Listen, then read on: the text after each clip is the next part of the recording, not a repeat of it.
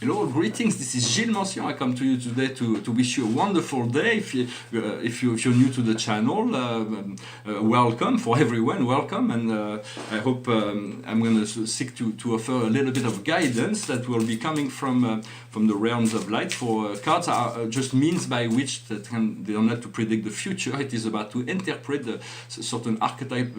They give us archetype for understanding, so that spirit can communicate to us as a mirror.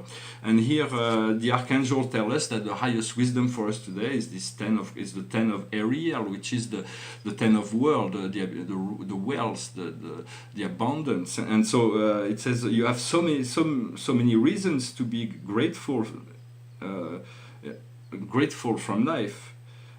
Financial success, retirement on the horizon, a rich and gratifying family life. So it includes all things, so that within the highest wisdom there is this potential of a highest fulfillment. We have to understand that nothing else than that can fully satisfy us, and so we seek the wisdom to bring those energies into our life and to accept it, to accept the blessings that is life.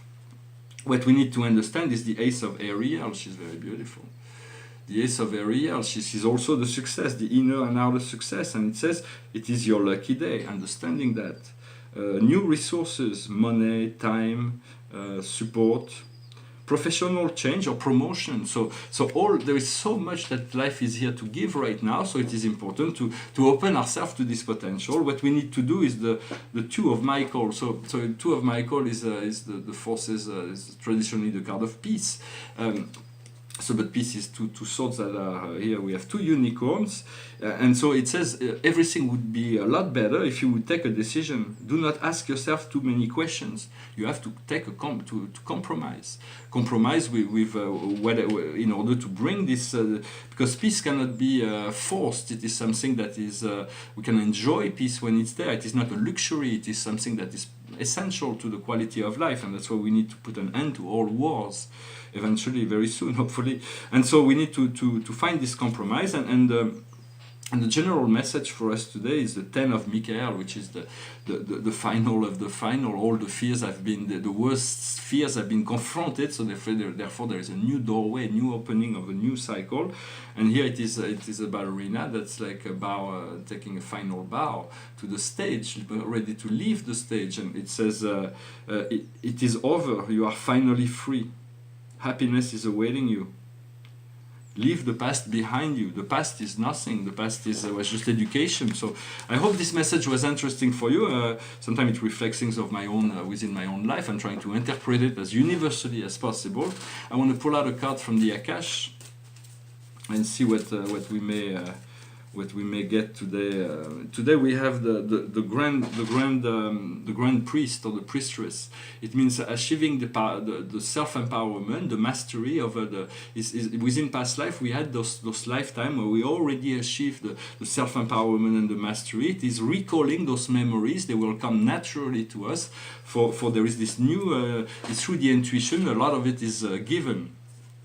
So I wanted to say I made a video about creating an astrological self-portrait. For it is good to start working with those symbols and all the cosmic symbols. It's good to work with them, to draw and so. But you can. I always put my own my ascendant at 9 p.m. But you can. I mean, everybody's get to make it the way they see fit. I wanted to say also that we all becoming to understanding of maybe there is like lucid dreams or meditation activation of the pineal gland that creates all kinds of new vision, new light, and this light is our light. It is the light of our soul. For there is two factions in place. One of them will tell you, well, the light at the tunnel have been turned off for financial reason, but in truth the family of light will tell you that it is the tunnel that's being dismantled, and so those who are maintaining the tunnel will no longer be able to maintain it very long.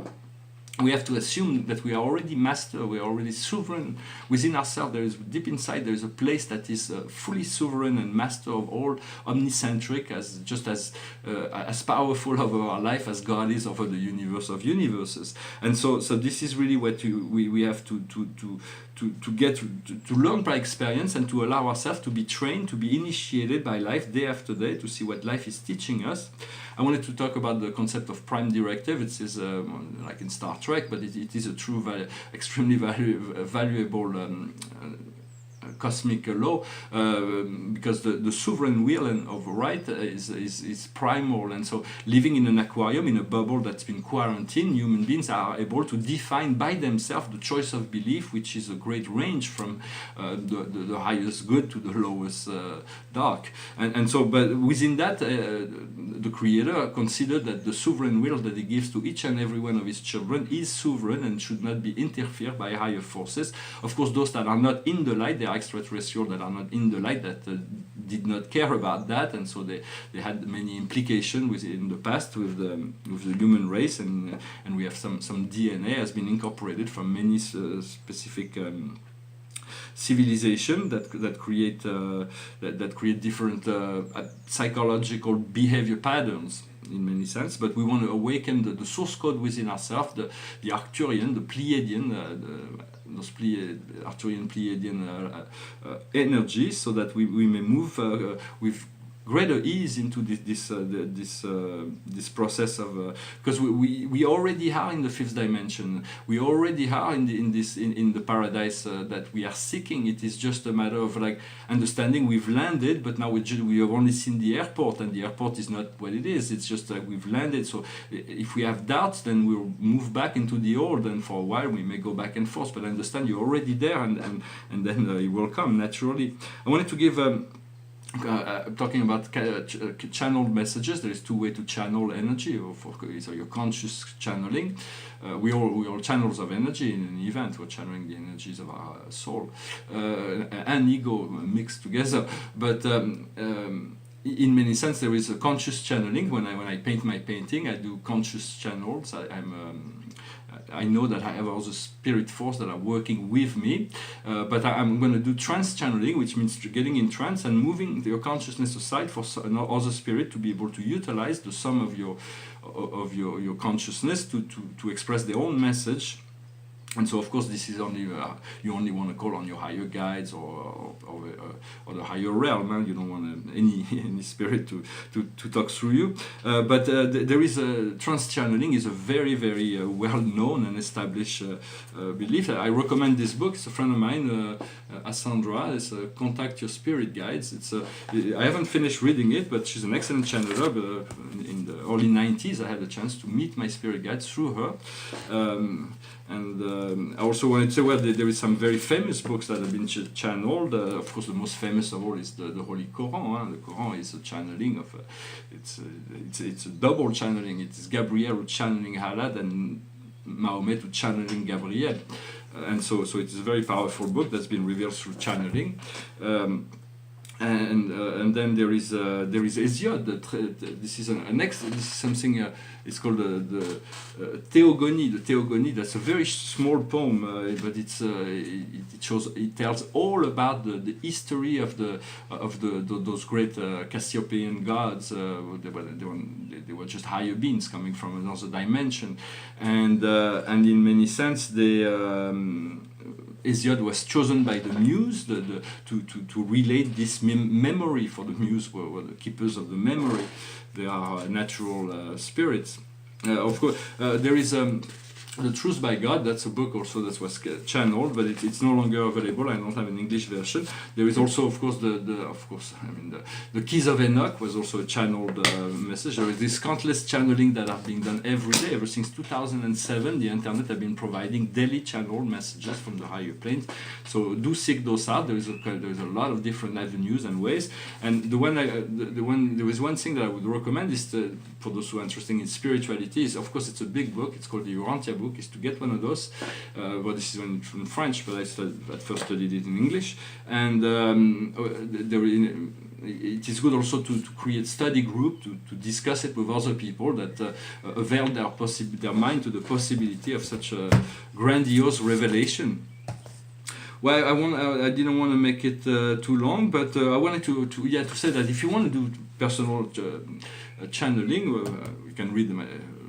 of course, this book, but the idea is to use your hand and start letting your hand be free on a piece of paper, and then see if there is words that are being formed. Once you see that there are words that are being formed without your conscious mind, then after that you can ask a question, and then your hands will answer it. So it's automatic writing. I think I'm going to be doing some of that.